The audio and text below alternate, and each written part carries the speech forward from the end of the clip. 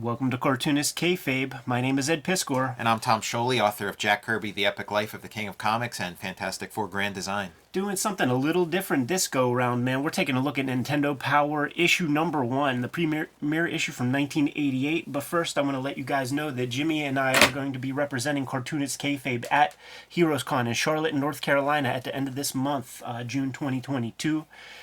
Come stop. If you're a listener, come stop by, say what's up, man. It would be a pleasure to meet you, and it would be extra cool to thank you in person for supporting the channel. Also invite you guys to like, follow, subscribe to the YouTube channel so that we can notify you when new videos are available. That helps mitigate the kayfabe effect, which is whenever we put a video out early in the morning, the people who are subscribed to the channel get first dibs on these comics and books and magazines that we're talking about in the aftermarket, your Amazons, your eBays. By end of that day, if you have some inklings of getting those books, you're going to get the more expensive version because you didn't get that early video. Also, if you watch these vids to the very end, that gooses the algorithm and pushes our YouTube content out to a wider audience and helps spread the word, man. Helps increase the subscriber base. We recently hit 62,000 subscribers, of which we are very, very thankful for. But it's only a small percentage point on the way to the 6.2 million subscribers that we're trying to hit. Tom, before us, we're doing things a little different, like I said, man. Got the premiere issue of Nintendo Power, and I must say that the impetus for the entire channel happened in around 2018.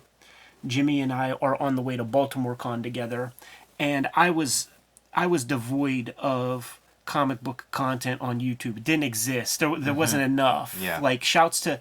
I feel like we helped some people amp up their game a little bit. Chris over at Comics Tropes, he's the man. I love what he's doing now, but the stuff in the old days, it's like I'm gonna eat a chili pepper every time I identify a trope or something. That's not for me.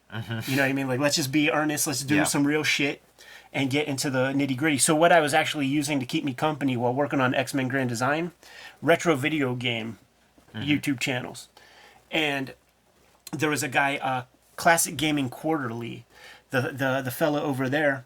He was doing this top-down view, going through Nintendo Powers and things. And I thought it would be excellent to go through Wizard Magazine that way. It's the same sort of nostalgia blast or whatever that you would get. And that was how the Cartoonist Kayfabe project started. I was telling Jimmy about this idea, telling him about the inspiration from these Nintendo Power things. So why not go have that sphere of influence? Why not just bust out the OG Nintendo Power? Another reason why I wanted to put this under the microscope was because it actually reminded me that this is the first stuff that I remember copying from. Yeah. Like, copying from a Buscema house style-ish Marvel comic, that comes later compared to drawing Nestor or these weird off-model Super Mario Bros. Or something. Yeah, it is funny thinking about how much, obviously we're not old enough to be there when they figured out Mickey Mouse or something, but this is our version of that. So you get this in the mail, and it's you recognize that as Mario, but now looking at it, it's wow, he's pretty off. He would never have a blue hat. Weird colors. Yeah.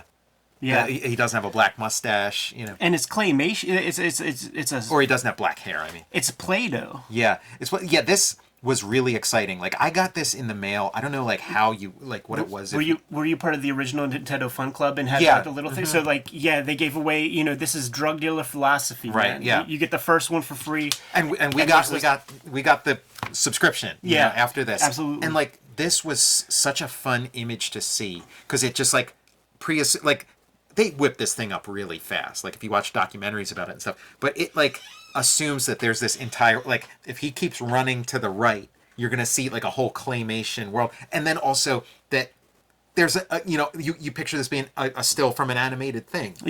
There's a whole claymation Mario movie. You've never seen Mario in 3D. Yeah. He's always been this little 2-bit set of sprites. So yeah, that's super evocative, and it's Super Mario 2 era. Yeah. King Wart. Yeah, they were selling it really hard.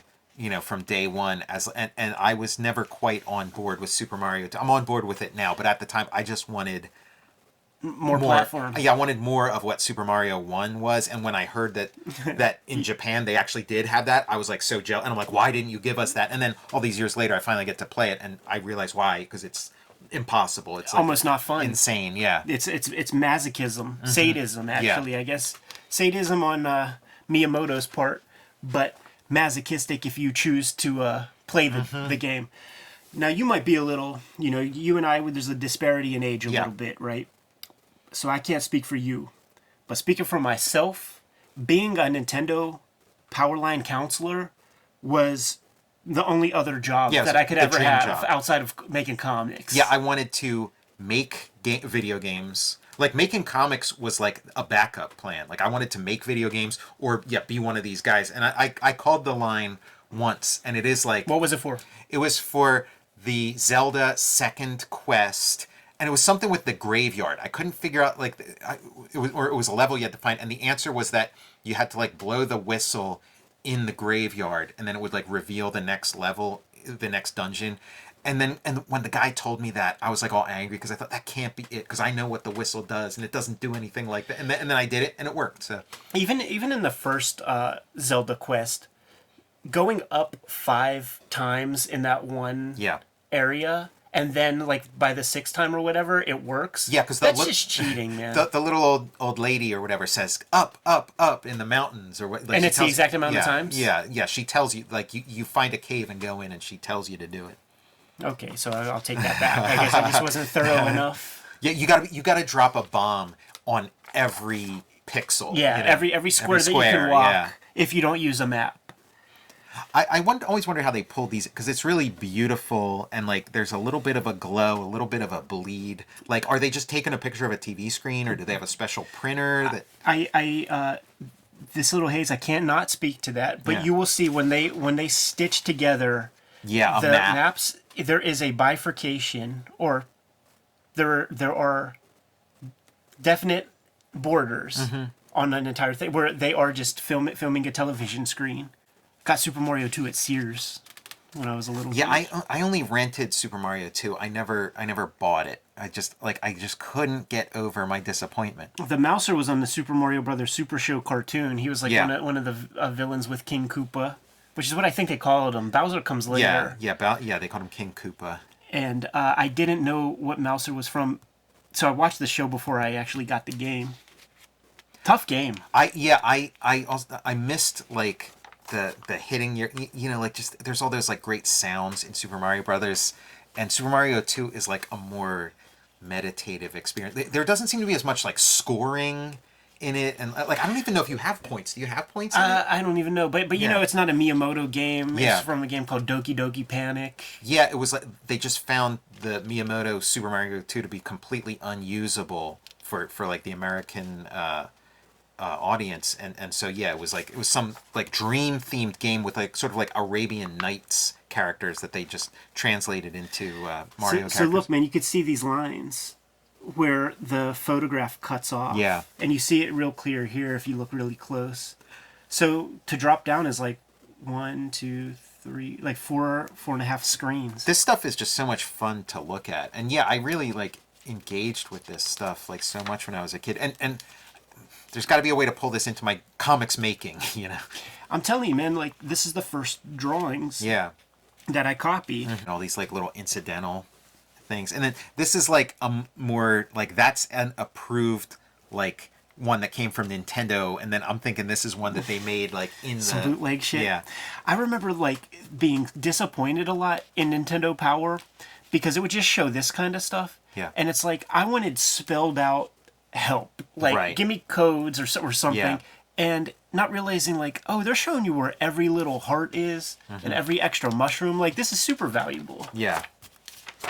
So that's our Super Mario 2 version. So that's selling you on the game. It's basically taking you on a tour of a game, but then also like once you get the game, then you can go back in and like really study it. Yeah, totally, man. And Zelda. I mean, the Zelda imagery, this is all like stuff that's in the instruction book. And again, it's the same as that cover where it's like, wait a second, is there a Zelda cartoon movie or something that I could watch somehow that looks like, before there actually was a Zelda cartoon?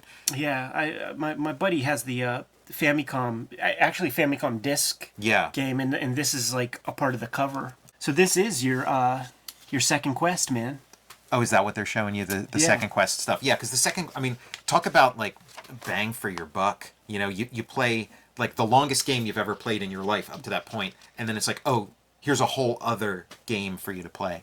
Oh, you know what? I just realized I have something real cool to show off, man. Let me go grab it real quick. Time to pay some bills. Ed Piskor and I are working Cartoonist. The best way to support Cartoonist Kayfabe? Buy our comic books. Red Room, Trigger Warnings. Issues 1 through 3 now available in comic shops everywhere, barring 28 countries and I think 11 comic shops where it's banned, but you can ask for this and order it from virtually any comic shop. Who knows, they might pull them out from under the covers. Red Room Trigger Warnings 3, the second season of Red Room. Every Red Room cover self-contained, so pick up whichever one you find and you'll get a complete story, along with Red Room Antisocial Network, the trade paperback of the first season, available now wherever books and comics are sold. Hulk Grand Design, Monster Madness, a retelling of the 60-year history of the Incredible Hulk. I am writing, drawing, coloring, lettering, the whole shebang, the Grand Design way, and this is available now in comic shops everywhere. Both issues, the complete story of the Incredible Hulk's rich history. Pick that up now wherever comics are sold. And back to our regular scheduled programming. Check this shit out, dude. This is little Ed's. You're trying to, like, do game design, or you're trying to figure out these? This is the world map. For Zelda, the Zelda Overworld. Yeah, the very first. Yeah. The very first quest. You start off right here. Yeah, that's awesome. And so, like, I just put it wherever and was just all fucking stitched together. Yeah. More graph paper if I need to, and then just you go up a screen, you draw, and then the bold was a border. Yeah. So like you can't advance up any higher.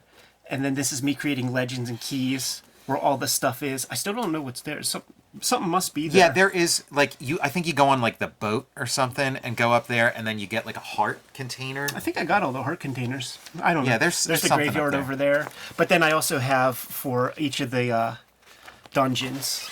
That's awesome. Man, I need a copy of this. I've been playing through, like, the little, they have, like, the little handheld the Game & Zelda. Watch. Yeah. Yeah, I got the Game & Watch. Yeah, anyhow, this is my Eddie P's old school. I love that. Graph paper all by himself. Yeah, it's really nicely executed, too. Like, I've done things like that are, like, super sloppy. Like, I've, like, Pitfall for the Atari to know, like, which ladder you can go down to advance and don't have the brick wall at the end. Graph paper's the one, the key to it all, man. I actually never played the second quest. Okay, yeah, it's great. I mean, now's your chance now that you got the Game & Watch. Yeah. If you type in Zelda, it'll take you straight to the name of your character, it'll take you straight to the second quest. Right. And then they're teasing Adventures of Link, which took forever. Like, I kept waiting for that to come and going to the store and asking them, like, oh, do you have it? Oh, here's the map. Yeah, man. They're giving you a lot of bang for your buck with this first issue. See, if you would have just held on to this, man, then you wouldn't have had to call the game counselor. Was it a 900 number? Well, no, because did you get into trouble? I think I did. It is a 900 number, but I did ask. But I did have the map, and it says level 6. But it doesn't tell you exactly what to do. Yeah, I'm touching every one of these tombstones. I'm doing everything I can. I'm like, how do I get into level 6? And the guy's like, you blow the whistle. So if you blow the whistle in there, one of the gravestones turns into a staircase. There is collusion between Nintendo Power and the video game companies, because there's that stuff in Simon's Quest where it's like you got to blow a whistle, and there's nothing in the entire video game telling you to do that. Yeah, it's just it would just be mindless trial and error. Yeah. Like, you know. And then you get these like weird off-model, goofy illustrations, man. Like this is a baseball player. Right. That looks like they dug up Honus Wagner to like throw a baseball or something. I was a fan. I was a bases loaded guy. Bases loaded too. Yeah, it's cool how like are they showing? Is this the same game? No, okay, it's RBI baseball. Yeah, I was gonna say because bases loaded. These little cartoon comparing and contrasting. Realistic guys. And the best baseball game is SNK's Baseball Stars. If you guys were wondering. Mm-hmm. Man, and then you got the map of the Metroid world.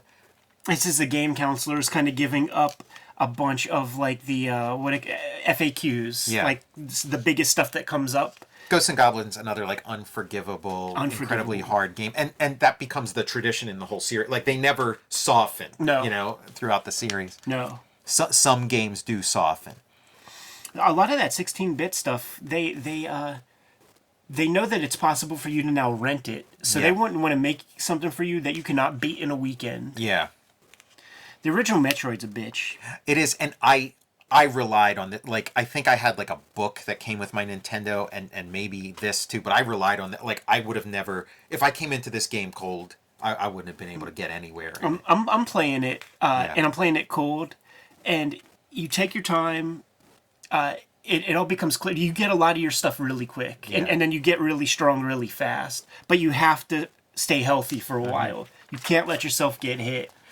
Super Metroid, like the Super NES games, they would have little markers pointing you the way. Like the Super NES Super Metroid had a lot more like do this, do that. You know what it had? It had a map. So like the Yeah. areas you were not in, it was blue. Clear, The places where you were is red, and it made for an easier game, but still not Yeah, like challenge free. One of the hardest parts in that Super Metroid was where you have to like bounce back and forth up this like Oh, super yeah. tall. But they had like little animals in there that would run and do it. Like they just weren't capable of that technologically with that sort of thing with the first Metroid. Yeah, no map or anything. Those little animals, they were showing you that if you have the super jump thing, where you run, hit down, and then you can shoot up. yeah, and then you don't have to do that wall to wall thing that sucks ass. Kid Icarus, another game, like weird design because like the first level is the hardest level. Yeah, and there's a lot like these games. You had to actually read the fucking guidebook that came Yeah. with it because there was all this weird shit about like the amount of hearts you get make it possible for you to buy certain things in these weird stores, but the way that you can get hearts, you have to kill a certain kind of enemy. There's a lot of like stuff that is not visible on the screen that you have to read in the Yeah. book to even understand. Yeah, I didn't get the whole hearts thing because it's like, shouldn't this heart energize me? But it was like the hearts Money. were like they were the currency. This Rygar was a lot of fun. Too. Yeah, one of those games that I don't think ever really got a remake, but it's like it was a real sharp Yeah, early game. Castlevania, we all know it by title. We all have played that first board. This is a tough freaking game. It's hard, I yeah. never beat it. Yeah, I've beaten it. Like I beat it when I was a kid, and I've beaten it recently too. And it is like you just kind of get in the zone with it, but so hard. And this was like this was the dividing line. It's like you could get up to Frankenstein, and he had this like little Igor guy that would bounce around. Yeah. And it just like Those little hunchbacks. that could be the end of the game for you. And then eventually I cracked the code on this guy, and then was able to make it all the way to the end. Is it But that was like make or break. use fire. use holy water? Yeah, I mean, the fire. It's Frankenstein doesn't like fire, so. I've seen one dude beat Mike Tyson in front of my face ever, man. Shouts to Don Woodward, who is a co-student in my first year of the Kubert School. We all gathered around because he was talking like he beat it. Yeah. We sat him down and was like, beat it. Yeah. Beat it. Let's see it, man. Is this a big fish story? It took him 2-3 tries. He beat it. Yeah, in it's front of tough. our eyes, and it wasn't a TKO where like if you Right. get 5,000 points. Yeah, right there. See, the decision is yours once you hit 5,000. He beat him. He knocked him out. Yeah, I found the guy before Mike Tyson to be like harder than Mike Tyson, like that guy because Super Macho Man. You have to like keep doing this, like he'll start spinning around, The spin like, punch. and then once you get to Mike Tyson, it's not as hard as that. That was the harder part, and then Mike Tyson, his style of fighting is so great because it's like if you're trying to translate like this real guy who's this formidable fighter into a game, they found a really good, like he was just like lethal. Yes, yeah, one punch kill. Yeah. One punch kill. Your game, your round against Mike Tyson could be 6 seconds. You could be dead in 6 seconds. And here's Howard and Nestor, and I think you were saying before when we would talk about this magazine that when you started reading this, it was just Nestor. Like Howard Phillips had left the company. I think that right? Nestor was around. I think I got some Howard Nestor. Like when my first issue had it was Super Nintendo era, and it had a photo cover with a link to the past. Okay. And Howard Phillips, that was another like aspirational thing. It's like I want to be the Nintendo playtester. He's the guy. Yeah. You don't get the original Mario 2 because Yeah. he said it's too hard and too unforgiving. Kids won't like it. Rad Racer, one of the other games you could play with the power glove, as seen in The Okay. Wizard, right? You seen that dude? This steering the wheel? was part of the Nintendo World Championship. It was, yeah. It was the middle middle section. And then Athena, I never played Athena, but it always looked intriguing. Yeah, I don't know that one. Contra, a classic. Is this telling you the up, up, down, down? That's code? goddamn right. Yep. That's There you goddamn go. right. That's the source right there. At this point, I have a couple homies who can beat that game on one life and never die. Mm-hmm. I still remember the password for Mike Tyson, 007-373-5963. The amount of times I plugged that in, dude. Xanac was like one of those old school games. Yeah, here's Xanac is like, this doesn't fit with like this fits with the Atari era. This doesn't fit with the NES era. Like games had you know, It's a shoot 'em up. yeah. So it's like TurboGrafx, right? Like 1941 type shit. Yeah, it's like it's more like a shoot 'em up of like the Galaga era than like a R-Type. 1942 or something. Yeah. You know, or R-Type or something. Here we go, man. Double Dragon, of which is a single player game.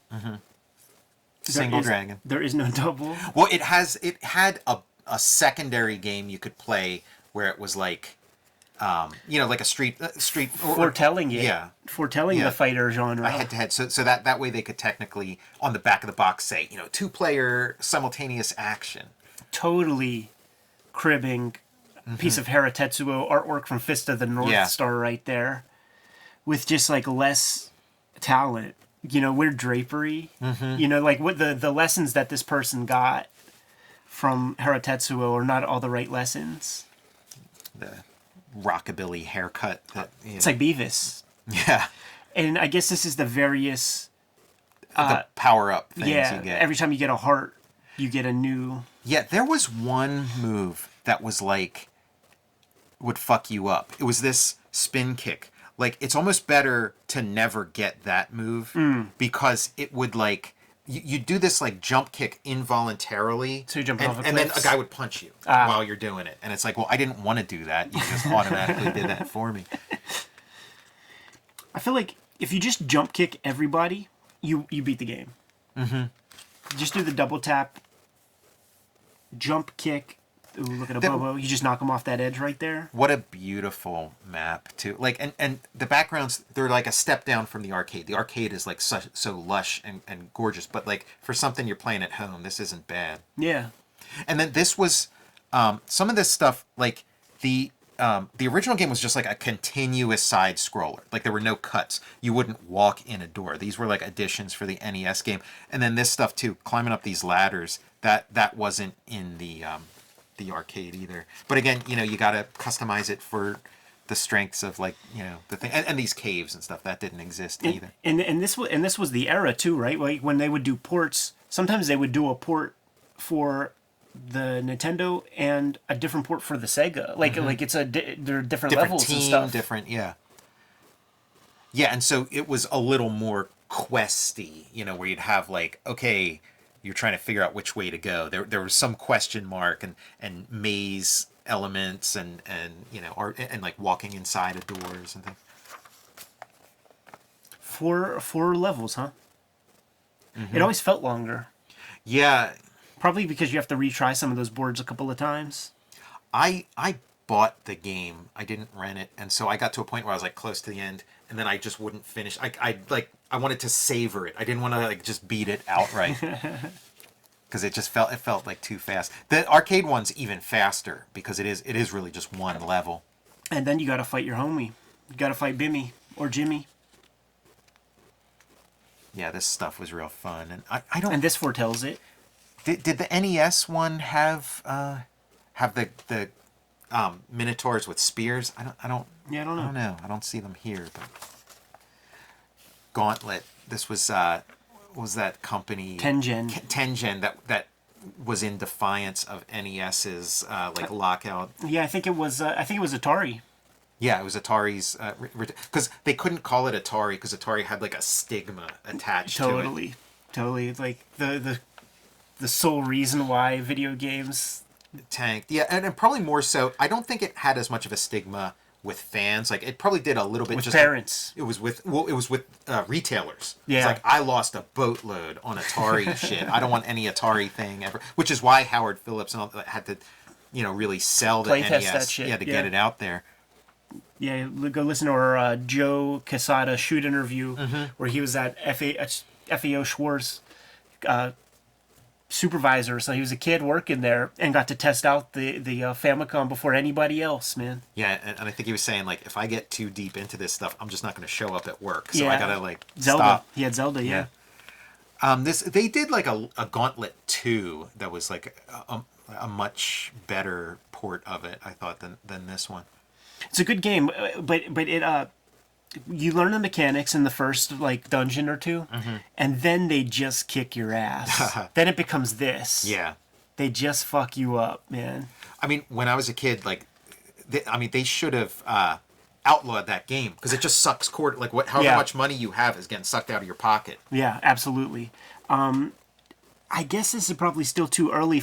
Like the 4 score probably doesn't work for this. I think Gauntlet 2 was the one that like had the 4 score. It came with the 4 score. It you know, like that was the reason you get it. You need to have homies. You know, that's too much. To take that stuff out. There it is, dude. Contra. Schwarzenegger and Sylvester Stallone. Yeah. Which that like doesn't occur to you in a million years when you're a kid. You're just like, there's the guys from Contra. Right. And like the Iran-Contra thing was going on, and it's like, does this have something to do with that? Right. Is that like, what's the connection? Yeah, because to me it was always like a futuristic term, and now you're talking about like real life Contras, and like how is this a Contra? Like what's a Contra? Look how great these alien designs are. Oh yeah, you know, yeah. so beautiful. I feel like in the commercials, like there was like an animated or like a dude with practical special effects, like manipulating that and talking and stuff. Great game. What a fun game. Impossible to play on 2 players and get anywhere. Well, You got to do it yourself. Oh, especially this part, because if one guy gets too Yes. far ahead of the other one, the Kills other guy other just guys. dies. And then the other thing is like, there was an imbalance. I was like way better than my friend at it. So He could steal your life. he'd steal all my lives. So he'd die a million times. I'd die once, and the game's over. Ninja Turtles 2 was like that, and friendships were lost. It was not good. when- We're not friends anymore. When we would get to Krang and stuff, and then you're siphoning my lives when I actually have a chance to beat the game, and you're taking my lives, like I have to sock you in the jaw. Yeah, you know the score. But the cool thing is, with Contra, there's no time limit. So like once you get that through your thick skull, yeah, you don't need to rush. you just take your time, get the spread shot, don't get any other guns, avoid all other guns, and then take your time. Yeah, definitely don't get the laser. No. Who cares if it's strong? Yeah, and here's Jeopardy. I never played this, Wheel of Fortune or Jeopardy. These are rental games because it's a, 50 kilobyte Yeah, how many program? puzzles are going to be on there? Yeah, like this might be the amount of puzzles on there. Jeopardy's a funny one. Like I'll play it on the flash cart. Yeah. And there is stuff that I feel like you would probably, like, you know, Falcon's Crest puzzles and shit like that. Yeah, of the moment kind of stuff. Yeah. This game always kind of captured my imagination. Like I wanted that one real bad. Like it just looks so cool. Like look at that face. Has And side scroll and look top how down. realistic that thing looks. And Yeah. you know. Gunsmoke was one that a lot of my friends had and brought over with the diagonal shooting. I called this Iron Tank because I was so little. Let Isn't me it rent Iron ironic? Tank. Rambo. Never played Rambo. Rambo? I played like an arcade Rambo. Rambo, that's probably closer to the Genesis one. That was like Yeah. the black checker box that came out in like when Altered Beast was a packing game, and that's a cool game. I don't remember this one. I don't know Dragon I think Power. this, and the name ended up being something different. Maybe I don't. Yeah, I don't know.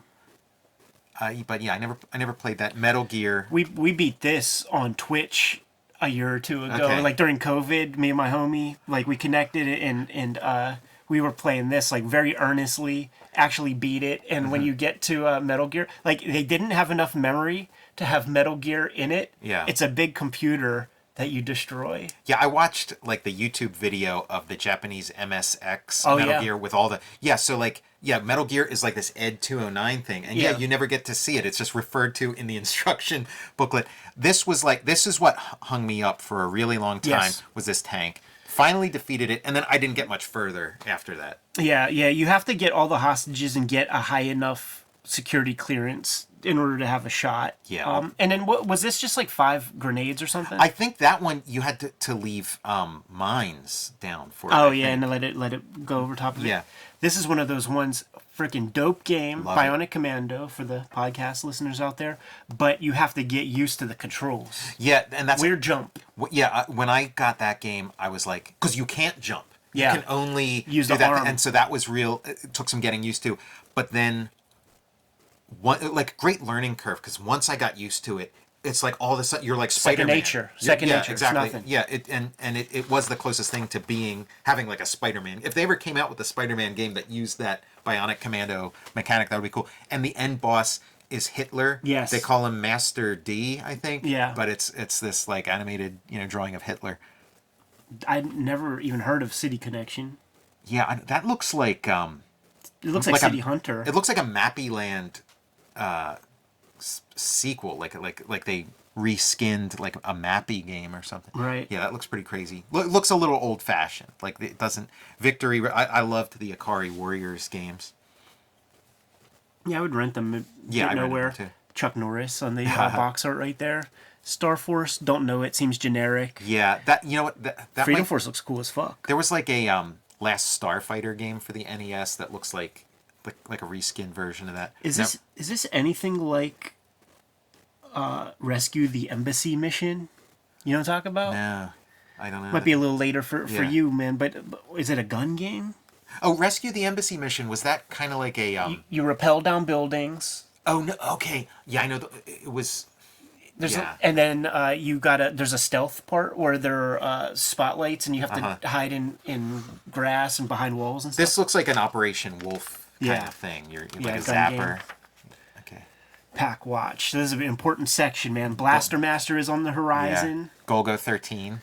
We played that And on Zelda 2 was waiting forever for that to come around. Simon's Quest. RoboCop. Jackal. I remember when Yeah. we hacked up those NES minis. Like Jackal was the one you gravitated to Yeah. in a big way. Yeah, man. I never played that when I was a kid, and like I loved it. I was like hooked. You on were it. fucking rocking Yeah. the house, man. Yeah. California Games is fun. Hacky Sack. Yeah, California Games is another one like I associate more with like a couple years before like the home computer boom when like everybody had a Commodore 64 and then just bootlegged every single like pirated every single game for Hey, look, it's Howard. Yep. We seen him drawn throughout this whole thing, but there's our guy. Redheaded stepchild, kind of like Opie. Yeah, and he plays it up with like the bow tie and stuff Yeah. like Jimmy Olsen or something. The player pool, the scam to get your address Yeah, that's like in their coffers. I think of that with like what's it called? Bakuman, where Yeah. they would have like the reader polls in the and you'd vote for like your favorite comic. You're on the list now. See, there's Harold in his drawn self. Oh, here we're getting into the future. It's one artist, man. It's so crazy. Yeah, Dragon Quest 3 with that Akira Toriyama artwork. And it's like, you don't even know who Akira Toriyama is right there. I remember studying that picture and like I want to know what this thing is. And then like I eventually found like a manga like one of those magazines that had that in it at like Tower Record. Yeah, I don't... Did all the Dragon Quests come to NES? I don't think so, and they weren't hits. Like No. they pushed them really hard in here, but I think they kind of flopped. They just didn't, like, because they were so huge in Japan, but it just didn't happen. I feel here. like the RPGs really didn't connect until Final Fantasy VII. Yeah. You know, then people started going back. Well, what do we got here, man? Hunky Pee Wee Herman.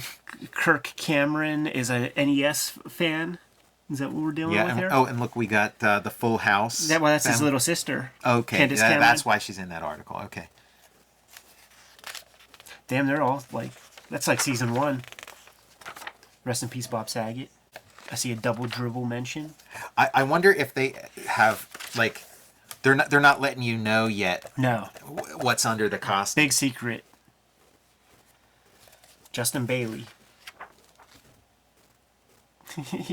He's the cover girl, man. Yeah, and well, because they were like, one of these like beer companies had like the Beer Master or something, and so they needed they came up with a game master. But then the problem with this is if this guy leaves the company, you're fucked. So from then on, it's just cartoon characters as the mascot. You can't have like a real guy. Yeah, when this guy's contract's up and he starts asking for a little bit more.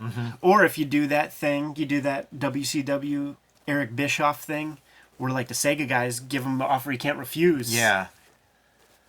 And then you could tear up Nintendo Powers on their in their magazines and shit. It could be devastating.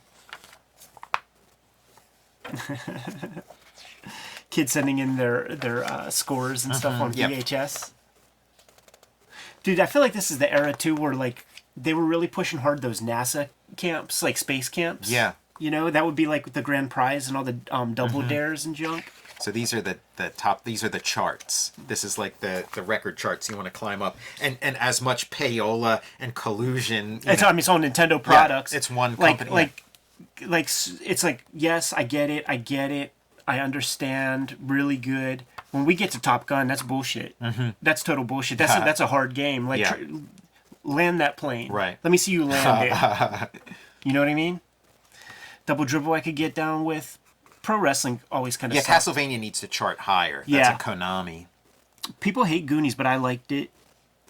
Yeah, Goonies got a lot of love in here too. Did it? Yeah. I used to think that's how you spelled Russian Right. Yeah. when I was a little dude. Side pocket, it's billiards. If you have 20 minutes to kill, like that's a fun way to. Kung Fu might be the first NES game I played. Not Mario Bros, huh? Yeah, it was like an early one. Yeah, that was like before it got bundled with Mario Brothers. Super Mario Brothers is the first game I beat. I was in second grade, and that was like such an achievement to me. Renegade, dude. I still have Renegade. So many of my cartridges have pen and ink drawn comic bookish looking artwork. If they're not just comic book properties off the bat, including Fester's Quest and shit like that. Like I was such a comic head from the start. Section Z. I like the arcade Section Z. The NES one was kind of streamlined, which makes sense from a game design point of view, but it was just like more fun. The arcade one, seeing the guy like slowly turn around with the animation and stuff. And we got players picks, pros picks, and dealers picks. Coming up next issue, man, Simon's Quest, Bayou Billy, and Bionic Commando. Now, is that the one with the famous cover where he's like holding Dracula's head, where it's like a photo of Simon Belmont, or does that come later? Oh yeah, I don't know. That's like a very memorable cover. Bayou Billy was one that was being pushed real hard in commercials and stuff. Like that was around when I was in second grade also, and promoting the idea of like using the light gun and the D-pad, and it looked cool. The aesthetics of it were cool, but it's a very tough game. Yeah, my mom got that for me, and the guy in the store really sold her on the idea that it's 3 games in one. She liked the idea of getting like a lot of money for her money. But the problem is, man, that like every single lily-livered common bad guy that you fight takes 10 minutes. Yeah, right. Yeah, it's fun. It's like a cinematic experience when you really do it. So here's the deal, man. That was issue 1 of Nintendo Power. Yeah. Like we in the studio, we moved out all of the old Nintendo Powers and stuff. But I wouldn't mind getting a hold of a grip of these things. Yeah. And doing some more episodes of this stuff with you. Sure, Dude. yeah. I think that'd be super fun. So if you guys have doubles, P.O. Box 3071, Munhall, PA 15120, send those Nintendo Powers, man. We'll put them under the microscope. And if this video connects, get a hold of a couple more, man, and just keep that kind of thing rocking. Maybe Game Pros. You know what would be cool is an issue that has like maybe one of the Zelda comics. Do some actual comic content. Yeah. Very like there is a video on the channel right now. Type in Zelda in the search field for our channel, and we take a look at the complete Viz collection of the Zelda. Is it a Link to the Past? Comic that Shitaro Ishimura does, the guy who did Kamen Rider, Cyborg 007, like more comic pages than Osamu Tezuka, which is like literally world record Guinness holding status, man. There's 100,000 pages plus. There's a comic where it's like the prequel to Battletoads. So there's like lots and Howard and Nestor, becomes like a regular multi-page feature. I'm saying that like this is the joint where I first really had my like positive dopamine releases from drawing by actually taking a look at Mario, redrawing it, and getting it to actually kind of look like what the printed piece Yeah. was, man. Super fun. You good to go? Yeah, I'm good. Kayfabers. Jimmy and I are going to be in Charlotte, North Carolina at the end of this month, June 2022. Come see us at Heroes Con. What do you have out there? Check out Jack Kirby, The Epic Life of the King of Comics. Fantastic 4 grand design. Go to Patreon and search Tom Scholey to see what I've been up to the past couple years, new comics that I've been working on. And go to my YouTube channel, Total Recall Show. Red Room Trigger Warnings, issue 1, 2, 3, and 4 on the stands as we speak. Murder on the Dark Web for Fun and Profit is the name of the game in Red Room Comics. You can order and pre-order these comics at my link tree in the description below this video because the comic is banned in many countries. It's banned in more than 10 comic shops, but you could get your hands on those comics that way, or just read them on my Patreon and support the comic through that channel. More than 200 pages are up there as we speak. $3 for the archive there.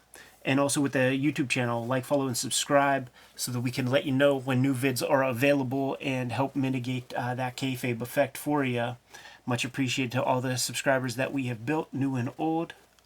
We have a spread shop where we have Cartoonist Kayfabe t-shirts, tote bags, baseball caps, and other merchandise.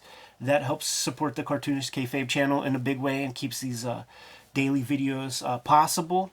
And Tom, Jim isn't here to give those marching orders, man. So you have to do the honors, or else we can never leave. Read more comics. And play some video games occasionally.